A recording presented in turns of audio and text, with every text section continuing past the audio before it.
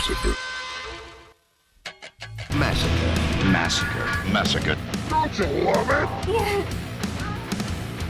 Coming at you like a hot piece of butter melting over a biscuit.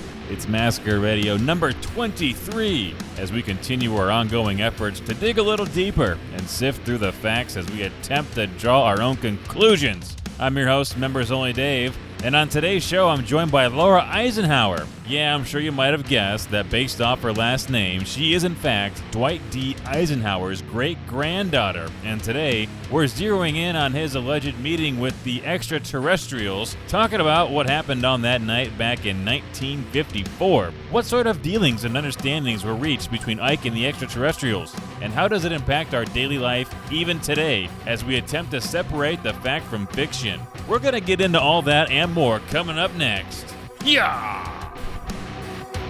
You're listening to Massacre Radio. In today's fast-paced world, you have enough to worry about as it is. Abortion, domestic terrorism, gay marriage. Which is why you shouldn't have to worry about finding a radio station that has good family values. Because it's all here for you at your fingertips. Massacre Radio, voted best radio station for a record 7th consecutive year by Reader's Digest. What's so good about Cleveland? Massacre Radio on WKMA. WKMA means radio.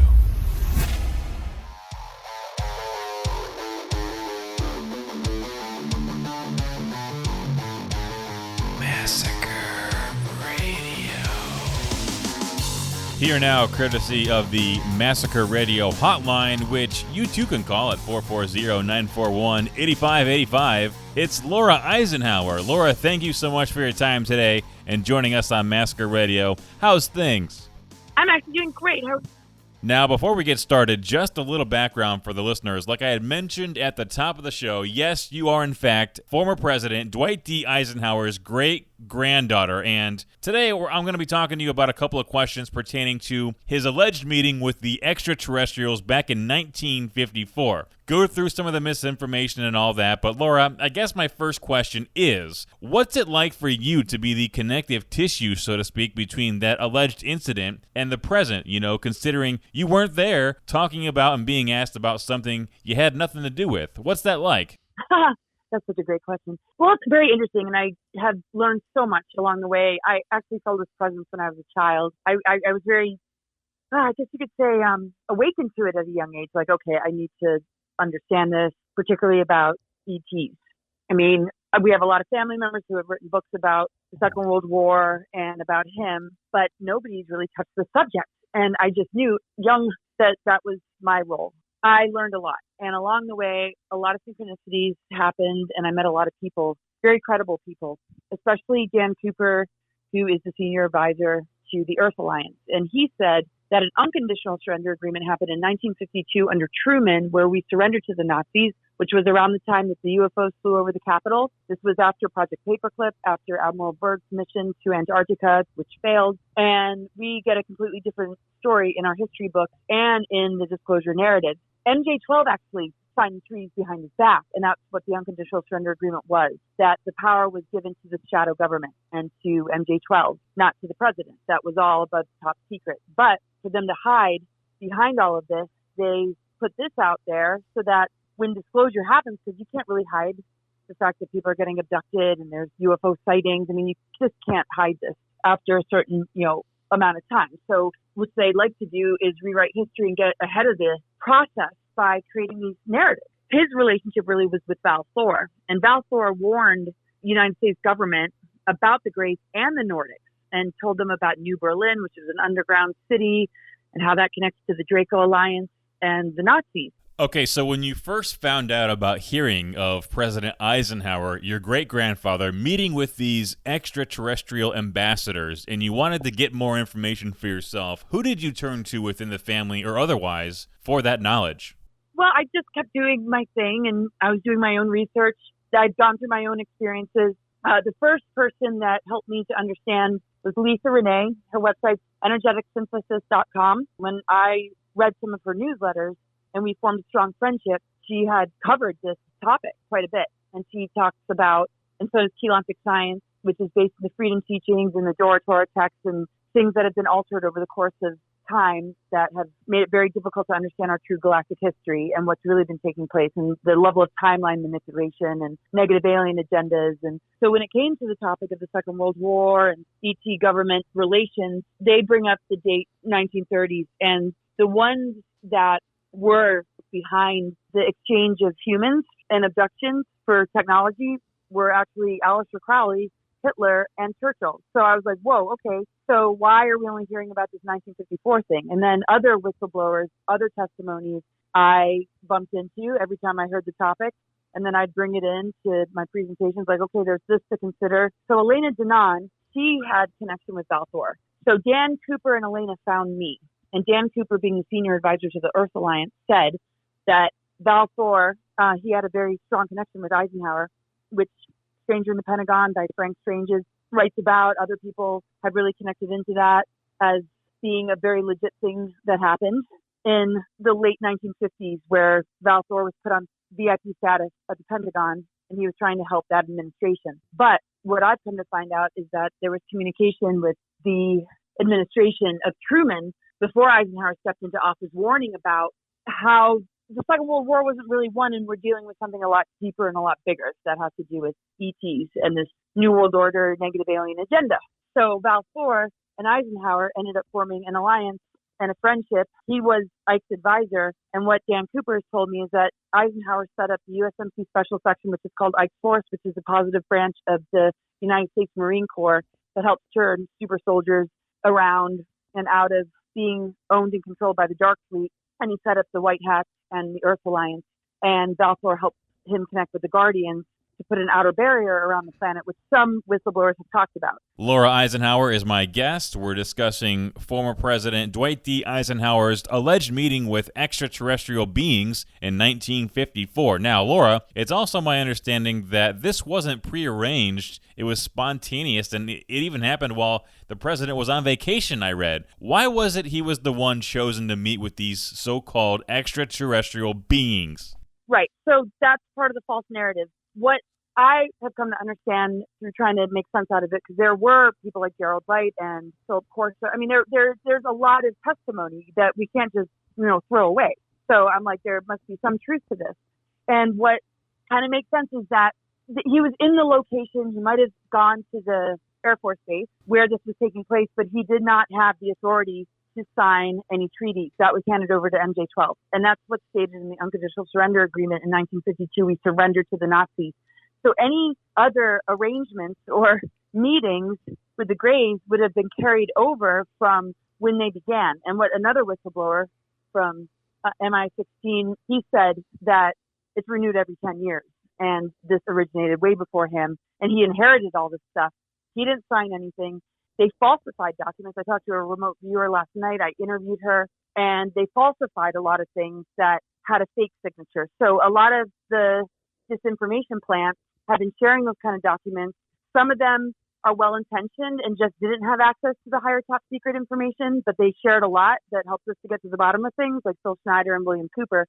But they did not have access to this level of top secret information that Dan Cooper had access to. But then there were some that were controlled opposition, whatever you want to call it, or just plants, knowingly or unknowingly, that were pushing these stories and sharing these false documents to just put the blame on Eisenhower, because the shadow government doesn't want to be busted. They operate in secrecy. So if they can put the blame on the mascot that's acting as the president with these top levels above the president, where the power is really in the shadow government that took place after the Second World War, which is why we didn't really win it. Now, I mean, what are we seeing in our world today? After Kennedy got assassinated, Eisenhower briefed him about everything. Most of the presidents have been groomed by the three-letter organizations, and they are not legitimate presidents. And most of the leaders that we're seeing, Val Thor really helped him to warn us about the military-industrial complex and also set up a lot of the positive military that is still active today. So I just feel he worked his way into all this to expose it. And I'm kind of like the next one coming in to expose what he wasn't able to. It definitely skipped a generation, because my mom and my aunts and uncles, it's like I'm sitting at the dinner table at this family gathering of Ike's grandkids and his son, my granddad, who I was very close with, and it's like, come on, guys, you want to talk about ETs and UFOs? And it's like, nope. They weren't down with the UFO alien speak at the dinner table, huh? I mean, shoot, if you can't talk about it then, when can you talk about it, really? No, I mean, they're just sort of like, we appreciate what you're doing. It's not something they can digest. Yeah. Yeah, and I think there were some agreements of like, Eisenhower really needed to protect them because it was a lot more dangerous. Like, he really had to set these things up that are now ready to be brought to light, that have been happening, right, with this positive military, but more being brought to light because so many of us are doing this together that it's safer because we have safety in numbers versus, how threatening, how people were just getting off right and left, and the threat of death, the threat of harming your family if you were to say anything. So you had to really come up with some strategies that are still in the works. Laura, earlier you had mentioned some of these false narratives surrounding President Eisenhower's meeting with these so-called alien beings, and I wanted to ask you about this one, the fact that the aliens asked him to do away with nuclear weapons in exchange for, quote, technology that could alter the course of humankind, and he said no deal. Do you have any insight as to what exactly kind of technology the aliens were offering to us by chance? Any idea or speculation? Proposed technology in exchange for abductions? That's the supposed first contact with the Nordics, right? So I used to talk about that. I'm like, okay. And he didn't, a lot of whistleblowers said he didn't want to turn them down. They wanted to protect us and encourage spiritual growth, and they were concerned about how nuclear weapons would impact them. And he wasn't going to go for it. But I don't even think that happened because what I heard is Valiant Thor warned about the Nordics. He said they're in bed with the Nazis. And they have been, and there was no first contact. It was actually Valiant Thor. And the cover story is that there was this first contact with the Nordics, and the Eisenhower administration turned it down. The Nordics warned about the Greys, and in 1954, it was like, whoops, okay, we let the good deal go and we signed the bad one, right? That is what we've all heard and learned, right? There's so much more to it, and it's just important to look at. Because it makes total sense that there would be an unconditional surrender agreement. Project Paperclip had already happened. Admiral Byrd attempting to invade Antarctica happened. The UFOs flying over the Capitol. Truman was still in office. That's when they realized, we are pretty defenseless with all the advanced technologies that they have. That is certainly interesting stuff. Laura Eisenhower is my guest today. We're going to move on from the Ike and alien speak for now because, Laura, in general, I wanted to ask you your thoughts as it pertains to commerce between other civilizations within our solar system or even beyond. Do you think that's something that has been taking place? Oh, definitely. Just listening to people that have been in the secret space programs, one has to be very discerning, but I would say the go-to would be Tony Rodriguez in reading his book, understanding the slave trade, also understanding how that commerce kind of works. You got the interplanetary corporate conglomerate, you got all these levels above, and it's not about currency in the way that we use it down here. Some of it is legit, as far as benevolent, and some of it is, all about abductions and the MyLabs or family members in the Illuminati being groomed and prepared and abused and traumatized to run altars. There's so many different scenarios, but it does relate to what we see on the ground level of child trafficking, blackmail to, individuals that show up at these parties where they're filmed with these children, and some of these children participate in secret space programs. It's all linked. If we can cleanse that and wipe that out and deal with the benevolent ones and have that contact without being duped and deceived into trusting the wrong beings that just want a vampire off of us because they're fallen angelic, but they've commissioned the reptilians and all sorts. It goes so deep, and it's a lot to try and wrap one's head around, and I get as close to the truth as I can get. It's all a very positive thing, but it has to be cleansed of this inverted, satanic, dark, all these different levels of the secret space program that are very dark. Now, another question here on my sheet. It says to ask you about the U.S. Air Force and military space program and the off-world projects they are doing. What can you tell us about that, Laura? I wish I knew more, honestly. It's not really where I've been called to understand. I get the Earth Alliance and, the White Hats and the Guardians and all that. Space Warden.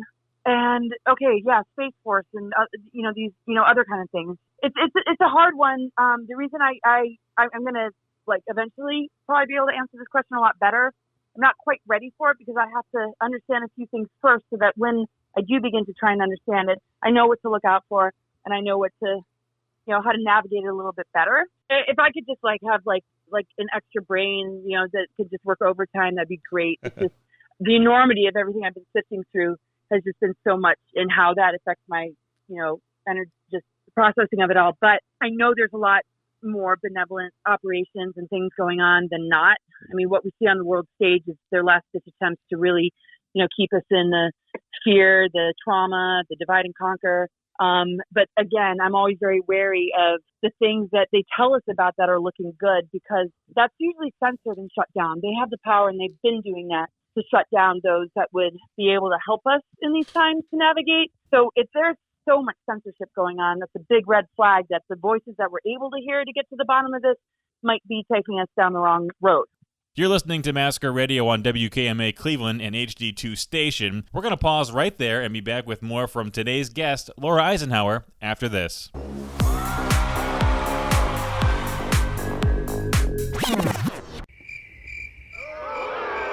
Oh man, this guy stinks.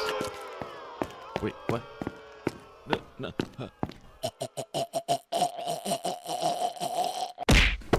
This message was brought to you in part by the St. Petersburg Tourism Committee. We'd also like to remind you that St. Petersburg is a division of Florida, a stand-your-ground state. Thank you, welcome, and enjoy your stay.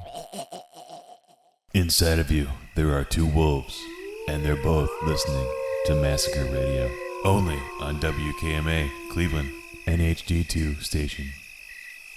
We're back here on Massacre Radio on WKMA Cleveland and HD2 station, and my guest today is Laura Eisenhower. And as you might have suspected, she is in fact former President Dwight D. Eisenhower's great-granddaughter. And today we're talking about Ike, aliens, and secret space programs. Laura, shifting gears here a little bit, I wanted to ask you, since I have you on the phone, what is the most honest truth about the universe you have learned throughout your life?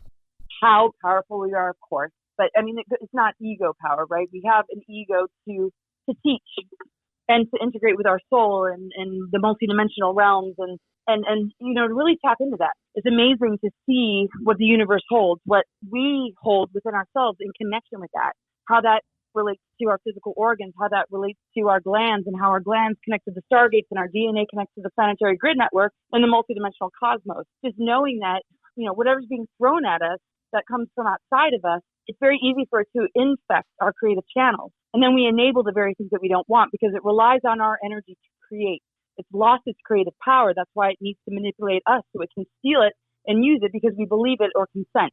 Then they're harvesting it and taking it from us. So they don't have any real power, this inverted matrix deep state players, except for the power that they've stolen. So once we realize that and we begin to tap into our visions and dreams and what we want to manifest and create, it's that's how we call our power back.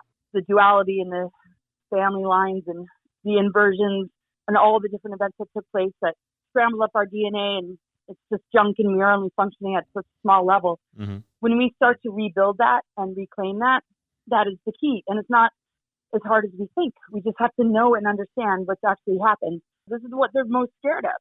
We can only win the war on consciousness from within. Once we win that within, we're on a completely different trajectory. And regardless of what we see around us, we don't have to get yanked back into it. These are sort of the cosmic and earthly validations that this ascension window period isn't just some new age bullshit. There's a lot of new age deception and a lot of BS definitely in the new age, but they don't talk about this kind of stuff or this level of self-development or being authentic. It's still just about belief systems and giving your power away with different lingo, right? So there's a lot of that BS to hijack these times, just like there's false disclosure. So once we break up with all that and move through all that and we find our sovereignty and truth, we open up to all the possibilities. Our physiology changes, we begin to switch on those dormant strands of DNA, and we recognize that we're the most advanced technology. And in holding that strongly and staying in alignment with it, we dismantle the dark weapons, and they just have no power over us at all. You were mentioning your book earlier, Laura. You said it's coming out in March. What else can you tell us about it, and where can the good folks at home check it out if they so choose to? You can pre-order on Amazon. It's called Awakening the Truth Frequency, and it's really about, everything we just talked about. A lot about what I found out about Eisenhower, a lot about my own personal journey, a lot about our galactic history, what is our junk DNA really? And it's all about the alchemical marriage, the sacred union, the Hyros Gamos within ourselves, like rebuilding that architecture, understanding the manipulation of timelines, the dark technology that's been used, some of the origins of all that. And it's just like, it's a lot. There's a lot in there. I'm sure I'm missing some things. It's how this soul alchemy is possible and what is there to back it up, right? I go into the mitochondrial DNA, the ether element, how that was put in reversals and inversions, Saturn moon matrix technology, and all these different things to just make it so much harder for us to have this awakening and not to be so hard on ourselves, because there is a lot stacked against us, and to just step out of the manipulative tactics that disable our ability to do what actually would come a lot more naturally if we weren't constantly plugged into it, coming through our TVs, our phones, and everything. It's just like, let's shut it off and like realize that it's so much about connecting with Mother Earth and really understanding this planet and how our stargates connect to the multidimensional cosmos and all these different star systems. And it's just like trying to recover as much as I possibly can of what has been lost to us that we will not learn in school. It's interesting you talk about disconnecting and getting away from our screens, because a few episodes ago we had on whistleblower Eric Hecker, and he was basically saying the same things, you know. Have you had a chance to meet and speak with Eric Hecker by any chance? Oh, yeah. We've done conferences together. He's great. We've been on panels.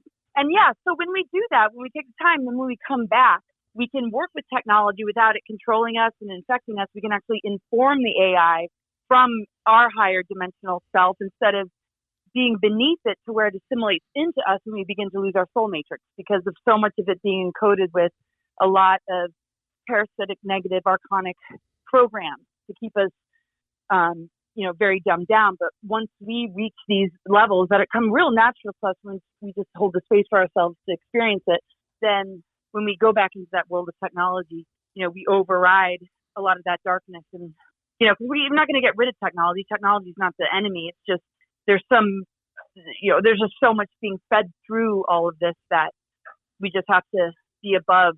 I mean, the AI can only assimilate into low frequencies of fear and just the lower, energies. When we're in that crystalline or higher consciousness of just love, being authentic, which is everything, it actually dissolves black goo in AI. It just dissolves it. Totally understandable. And by the way, do you still post to your YouTube channel by chance? I know that you used to quite a bit. Yeah, so people post interviews as they do with me, but I don't have a channel anymore. I was banned. I can't use any email to create a new channel, so I don't post anything there. I just can't. So you might find interviews that other people do with me on it. You can find me on Rumble, though. If you go to my website, cosmicguy.org, you'll see my Telegram channel, and you can find me on Rumble, and I have a podcast. I just got back on Twitter, and it's just, really slow to rebuild these channels, but I hope people will find me and check out, what I do, because I look at people's astro charts, and I'm not your typical reader because of what I know about the manipulation of some of these planetary energies. I've learned a lot about astrology, and I have really decent rates to you. I hope people navigate this madness. Laura Eisenhower has been my guest today. We will definitely be sure to check you out on Rumble and pre-order that book. Is there anything else you'd like to impart on us before we let you go, Laura? No, I just really appreciate your time, and it's great to meet you. There's a lot that's coming in this new year. Oh, here's my last thought. Yeah. November 30th to December 17th is when the sun moves through Ophiuchus, which is the 13th sign. The sun started to move through Ophiuchus in 2010. This is why this is considered a window of awakening, which others might call ascension, which is really, just awakening to the fullness of all that we can be. And so the ether element is very, very purifying. And it literally wipes out and dissolves a lot of the squared aspects and negative patternings that we might find in an astro chart. It literally helps people get into that 0-point unified field. So, really take some space and time for yourself while this ether energy is really available. Last year when I was paying attention to it and I was doing a lot of detoxing, I had spirits visiting me that were really benevolent. And I'm finally, I'm having some real contact here. And I really think because I knew it was Ophiuchus time, I really held the space for myself to really get in the zone. So, this is a really important time for healing. And this is why we notice that the holiday season is all about, eating a lot of food and just excess and consumption, because it's such a powerful time moving through the cycles of, nature and how that can help purify us and release and let go and be born anew so that when 2024 hits, we're really prepared when Pluto moves into Aquarius to not be in the shadow element of it all, that is transhumanism and dark technology. We can be the override frequency, which connects with Uranus, which connects with our higher mind, which connects with truth, which will absolutely dismantle the weapons and the false system. So that's to look forward to and align with. Hey, all things to consider as we propel ourselves into the new year, and who knows, maybe then we can do this all over again. There are so many topics I wanted to cover today, and we just ran out of time, so we'll have to pick it up from there next time we chat. What do you think? Oh, that'd be amazing. Thank you so much. Laura Eisenhower, thank you so much for your time today. Massacre Radio. Hey, that's our show. Thanks again to our guest, Laura Eisenhower. She was nice enough to take time out of her busy schedule to speak with us. Be sure to go check out our book, too. Give that a pre-order. I mean, we barely scratched the surface with the topics when it comes to speaking with Laura. That's why I definitely want to get her on the show again sometime. Anyway, as always, I've been your host, Membersonly Dave, and next week, episode 24. Wow, wrapping up season 2 already. Hey, I'll talk at you next week.